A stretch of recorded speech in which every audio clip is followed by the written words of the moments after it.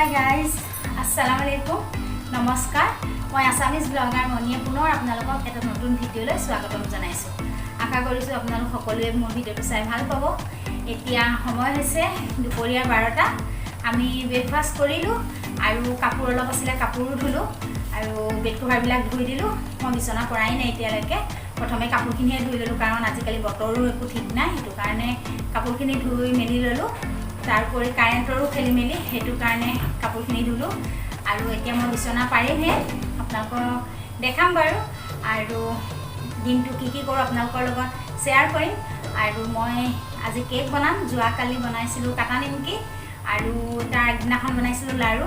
অৱশ্যে তেনেকৈ একো মিঠাই বনোৱাই হোৱা নাই, তো আজি বনাম কেক। যোৱাকালি বনাম বুলি ভাবিছিলোঁ, কাৰেণ্টে ডিষ্টাৰ্ব দিয়াৰ কাৰণে নবনালোঁ। তো আজি যদি কাৰেণ্টে একো ডিষ্টাৰ্ব নিদিয়ে তেনেহ'লে কেক বনাম আৰু আপোনালোকৰ লগতো শ্বেয়াৰ কৰিম। তেনেহ'লে আপোনালোকে ভিডিঅ'টো স্কিপ নকৰাকৈ চাই যাওক। প্ৰথমে মই বিচনাখন পাৰি লওঁ।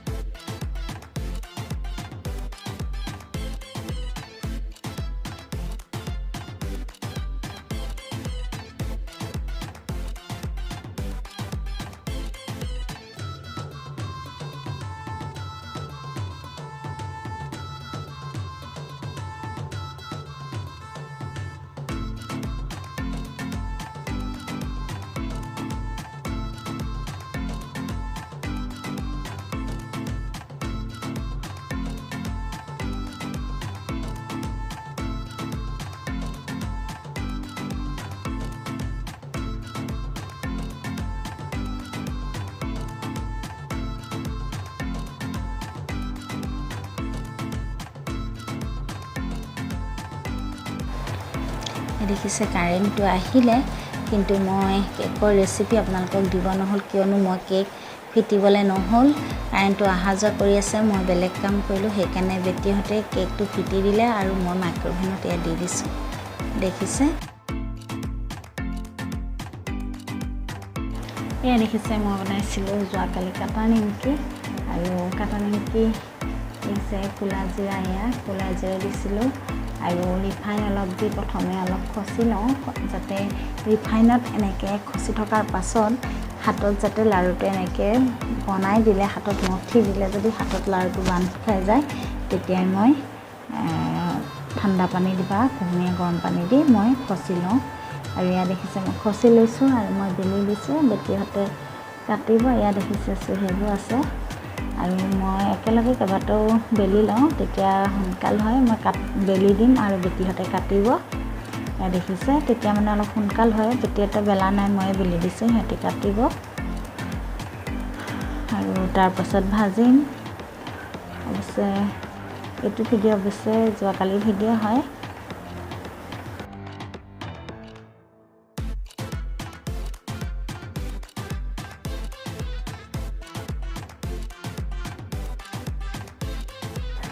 এয়া দেখিছে কাটা নিমকি হৈ গ'ল মোৰ আৰু অলপ ডিব্বাত থৈ দিছোঁ, ঠাণ্ডা হ'ল। আৰু এইফালে বনালোঁ দুটা কেক, অৱশ্যে দুইটাতে মই কালাৰ দিছিলোঁ। আৰু এয়া দেখিছে আমাৰ কুৰবানী গৰু এইটো হয়, অৱশ্যে বৰ বেছি ডাঙৰো নহয় বৰ সৰুও নহয়। এয়া দেখিছে আৰু এজনী সৰু পোৱালি এজনী আনিছোঁ পুহিবৰ কাৰণে। এজনী বৰ বেছি ডাঙৰ নহয়, সৰুকৈ পুহিম এজনী। দেখিছে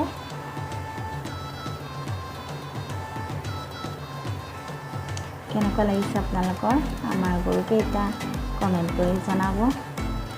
এজনী খুব মৰম লগা হয়, গৰুজনী মৰম লাগিলে কাৰণে ৰাখি দিলোঁ।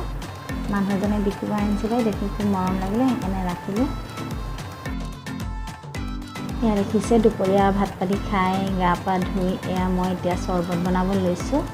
যিহেতু অহাকালি ঈদ আছে, সেইটো কাৰণে অলপ সৰহকৈ চৰবত বনাই থ'ম, কাৰণ কাইলৈ আমাৰ ঘৰত কুৰবানীৰ দিন, সেইটো কাৰণে আলহীও আহিব সৰহকৈ আৰু যিহেতু খুব গৰম পৰিছে এনেও মই চৰ্বত বনাই থওঁ, কিন্তু কাইলৈ যিহেতু ঈদ হয় সেইটো কাৰণে অলপ সৰহকৈ বনাইছোঁ। এয়া দেখিছে মই ফ্ৰিজত বনাই থৈ দিওঁ, কাৰণ পটককৈ দিব পৰা হয়। মই সময়ত বনাবলৈ নথওঁ, মই 2-3টা বটল সদায়ে চৰ্বত বনাই থৈ দিওঁ। আৰু এয়া অলপ আজি সৰহকৈ বনাম, কাৰণ কাইলৈ কুৰবানী দিব, আলহীও হ'ব, সেইটো কাৰণে অলপ সৰহকৈ বনাম।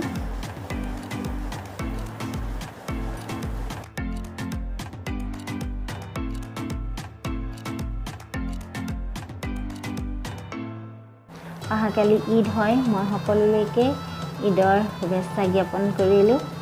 আৰু কাইলৈ ঈদ যিহেতু মই হয়তো ভিডিঅ' বনাব নোৱাৰিম, কাৰণ ঈদৰ দিনাখন আলহীৰ খুব হয় আৰু আমিও যাব লাগিব তামোল দিবৰ কাৰণে। আমাতকৈ যিবিলাক ডাঙৰ আছে পৰিয়ালত তেওঁলোকৰ ঘৰলৈ যাব লাগিব, আৰু তেওঁলোকো আমাৰ ঘৰলৈ আহিব। হয়তো মই ভিডিঅ' বনাব নোৱাৰিম, সেইটো কাৰণে মই সকলোলৈকে ঈদৰ শুভেচ্ছা আগতীয়াকৈ জনাই আছোঁ। মই চৰ্বত বনোৱা অলৰেডি হৈছেগৈ, আৰু মই এতিয়া চিকেন এটা কাটি থৈছিলোঁ, সেয়া বনাম, গধূলিৰ কাৰণে বনাম। অৱশ্যে যিহেতু খুব গৰম, মই সেইটো কাৰণে এতিয়াই বনাই দিছোঁ। আৰু এনেধৰণে মই ৰেচিপি আপোনালোকৰ লগত আজি শ্বেয়াৰ নকৰোঁ, জাষ্ট মই এনেই বনাম আৰু পিঁয়াজ দিম, আলু দিম, এনেধৰণে আপোনালোকে চাই যাব। আৰু অৱশ্যে ডাঙৰে আছিলে চিকেনটো, অলপ এতিয়াৰ কাৰণে বনাইছোঁ, অলপ কাইলৈ কাৰণে থৈ দিম। দেখিছে মই চিকেনত অলপ বেছি পিঁয়াজ ব্যৱহাৰ কৰোঁ। মই বেলেগ চব্জি দিলে মোৰ তেনেকৈ ভাল নালাগে, সেইটো কাৰণে পিঁয়াজেই মই দিওঁ, আৰু 2টা বা 1টা আলু দিম, আৰু সেয়াই। আৰু দিম তাত আদা ৰচুনৰ পেষ্ট, হালধি, মিট মছলা, জিৰা গুড়ি পাউডাৰ, আৰু কিটচেন কিং মছলা, ৰেড চিলি পাউডাৰ, সোৱাদ অনুসৰি নিমখ। চব্জি সেইভাগে নিদিওঁ, হৈছে আলু দিম 2টা বা 1টা, সেয়াই আপোনালোকে চাই যাব। মই চিকেন কাৰীত মই ইলাচি দিলে ভাল পাওঁ, তো সেইটো কাৰণে মই ইলাচি দিম 4টা। মই চিকেন কাৰীত ইলাচি দিওঁৱেই, আৰু মছলা দিলেও ইলাচি চেণ্টটো বেছি ভাল লাগে।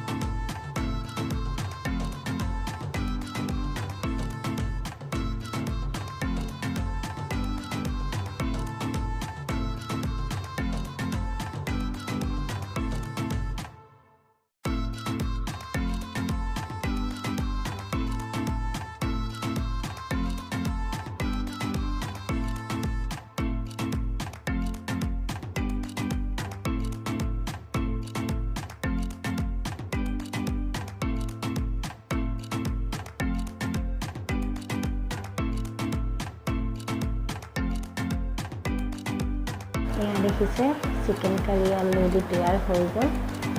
তেনেহ'লে আজিলৈ আহোঁ, পুনৰ এটা নতুন ভিডিঅ' লৈ আপোনালোকৰ ওচৰলৈ আহিম। আল্লাহ হাফিজ।